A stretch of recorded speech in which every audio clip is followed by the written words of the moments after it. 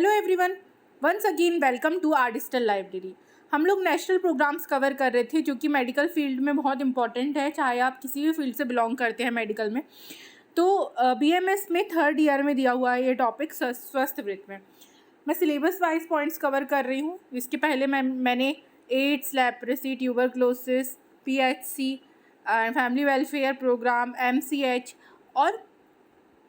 और भी बहुत से टॉपिक्स कवर कर चुकी हूँ, जिसकी लिंक आपको डिस्क्रिप्शन में मिल जाएगी। आज हम देखेंगे reproductive and child health programme. एक बहुत ही इंपॉर्टेंट टॉपिक है और बहुत छोटे में इसका शॉर्ट में डिस्क्रिप्शन हम देखेंगे। RCH 3 फेजेस इंक्लूड किए गए हैं इसमें। RTI, STD, CSSM यानी reproductive tract infection, sexually transmitted disease और child survival and safe motherhood and family planning पर ये जो प्रोग्राम है ये फोकस करता है। इसको 3 फेज़ बताए गए हैं इसमें। फर्स्ट फेज़ जो है वो 1997 में लॉन्च किया गया था, सेकंड फेज़ जो है वो 2005 में और थर्ड फेज़ 2013 में लॉन्च किया गया था RCH का। अब ऑब्जेक्टिव्स, क्या क्या चीज़ों पर फोकस करता है RCH प्रोग्राम, तो यहाँ पर इसेंशियल ऑब्स्टेटिक्स केयर यानी प्रसूति का या फिर जो स्त्री है, गर्भिणी स्त्री, उसका अच्छी तरीके से केयर हो सके उस पर फोकस करता है। इमरजेंसी ऑब्स्टेटिक केयर यानी डिलीवरी के समय क्या क्या इमरजेंसी कंडीशन हो सकती है उस पर ध्यान देना।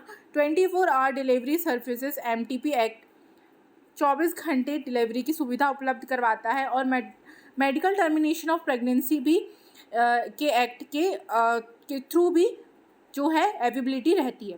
Control of RTI and STD focus करता है reproductive tract infection and sexually transmitted disease के कंट्रोल पर।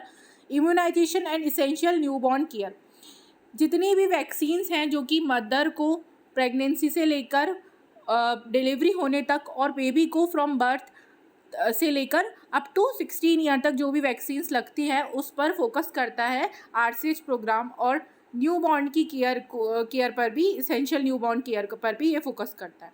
डायरिया के लिए ORS, vitamin A deficiency, prevention and control of anaemia in children and acute respiratory disease control पर भी focus करता है RCH प्रोग्राम। तो ये इसके ऑब्जेक्टिव्स थे जो इसके अंतर्गत आते हैं।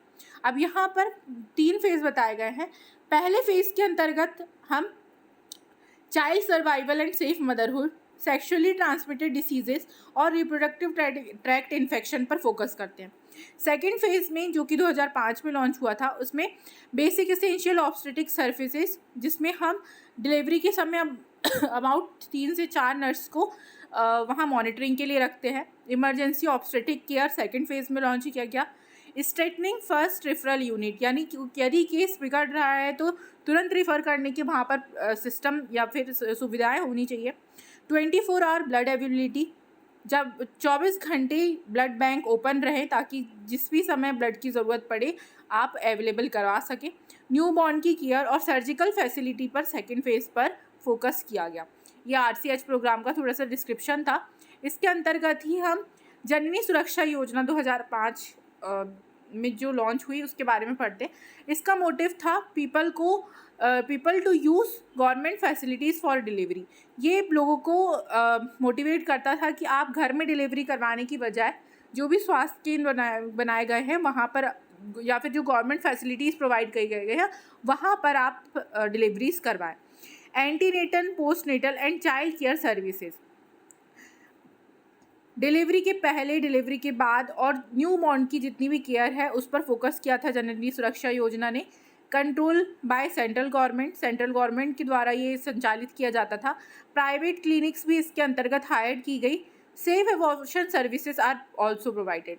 यदि किसी को अनप्लान्ड बेबी है या फिर वो बच्चा नहीं चाहते तो वहाँ पर सेफ एबॉर्शन की भी जो कंडीशन थी या सर्विसेज थी वो प्रोवाइड की जाती थी जननी सुरक्षा योजना के अंतर्गत, ताकि मदर को किसी भी तरीके के नुकसान ना हो। इसके अंतर्गत ग्रामीण स्वास्थ्य एंड पोषण, मेंटल हेल्थ का भी पार्ट है। मतलब जननी सुरक्षा के अंतर्गत ही जो रूरल हेल्थ केयर है या फिर न्यूट्रिशन है या फिर मेंटल हेल्थ है वो भी इसी के अंतर्गत आती है। नेक्स्ट प्रोग्राम है जननी शिशु सुरक्षा योजना JSSY, जो कि 1 जून 2011 को लॉन्च हुआ। यहाँ इसके अंतर्गत free facilities are provided for normal delivery, caesarean section and sick newborn up to 30 days in all rural and urban areas. Janani Suraksha Yojana के अंतर्गत नॉर्मल डिलीवरी से लेकर सिजेरियन डिलीवरी तक की फैसिलिटीज़ फ्री में प्रोवाइड करवाई जाती थी। और यदि कोई न्यूबॉर्न कुपोषित है या फिर किसी भी बीमारी से ग्रस्त है तो उसकी मॉनिटरिंग अप टू 30 days और उसका जितना भी ट्रीटमेंट है वो फ्री होता है जननी शिशु सुरक्षा योजना के अंतर्गत। तो ये दोनों रूरल और अर्बन एरिया में लागू है। ये इसके अंतर्गत फ्री डायग्नोस्टिक, किसी भी प्रकार की बीमारी का बच्चे को या मदर को फ्री डायग्नोस्टिक प्रोवाइड किया जाता था। Free blood transfusion, nutritional and rehabilitation centre for severe acute mall nutrition. यदि कोई बच्चा बहुत ही ज़्यादा माल न्यूट्रिशन से ग्रसित है तो उसके लिए प्रॉपर न्यूट्रिशन और रिहेबिलिटेशन सेंटर भी प्रोवाइड करवाए जाते थे। और मदर को after delivery 3 to 7 days free diet provide करवाई जाती है इन जननी सुरक्षा योजना प्रोग्राम। नेक्स्ट हमारा प्रोग्राम है राष्ट्रीय बाल स्वास्थ्य कार्यक्रम, जो कि 2013 में लॉन्च किया गया।